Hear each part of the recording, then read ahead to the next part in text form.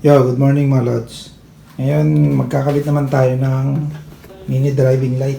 Kasi sobrang hina nung headlight ng motor natin.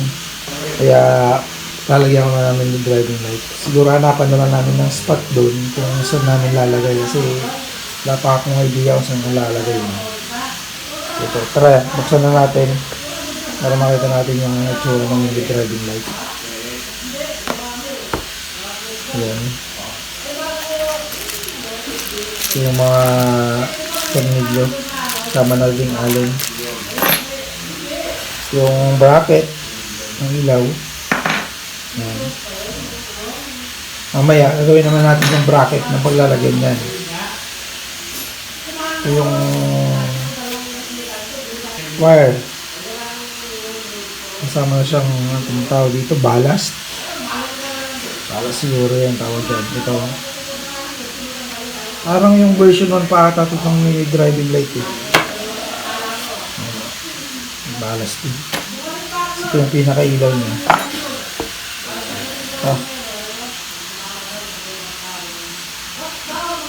Yung pinaka-ilaw niya. Yung mini driving light. Ito lang kung nandito yung yellow at nandito yung white. Ito yata yung yellow. Ito yung white. Ito alam. Kasi totoo lang, first time kong makahawak ng itong mini driving light. Kasi di kasi ako... Wala talaga sana akong balak magpalagay nito dati.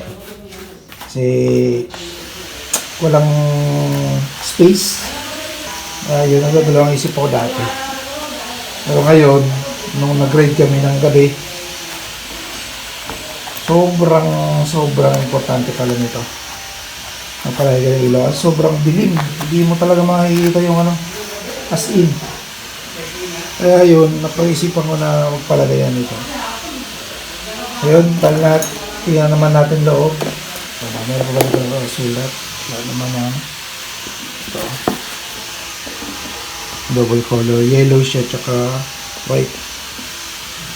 Hindi ko naman kasi hindi naman ako mismo yung magkakabit. Ako wala ang magpapalagay pero bibigyan natin kung paano ginagawa mamaya.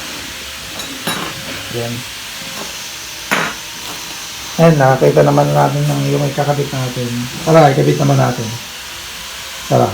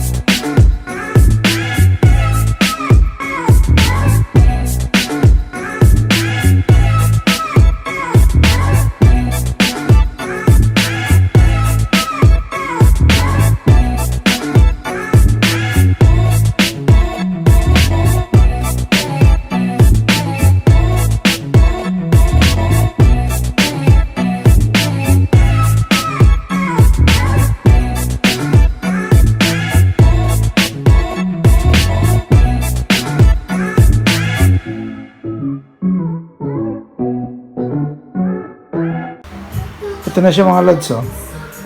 Yun na yung bracket ng mini driving light. Yan. Init pa. Tara, kabit na natin.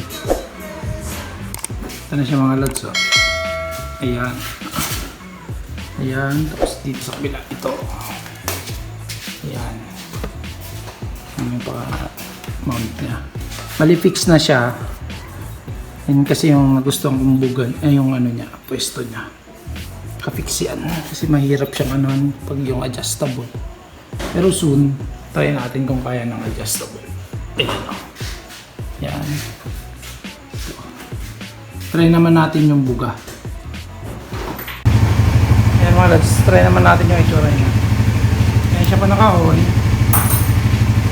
High. Low. High. Low. Check naman natin kung anong itsura niya.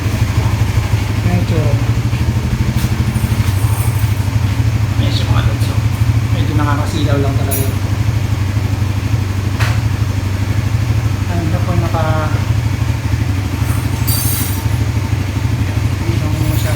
Pero ayan yung itsura.